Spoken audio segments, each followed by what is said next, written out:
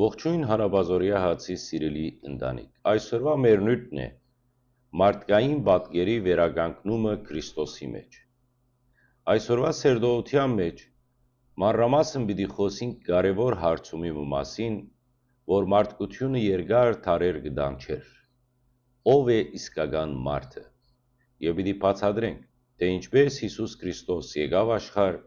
ոչ միայն նոր գրոմը հաստատելու,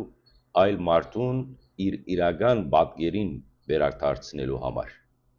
Պիտի քննարկենք Քրիստոսի կյանքի տարբեր դեպքեր, որոնք ցույց կտան մեզ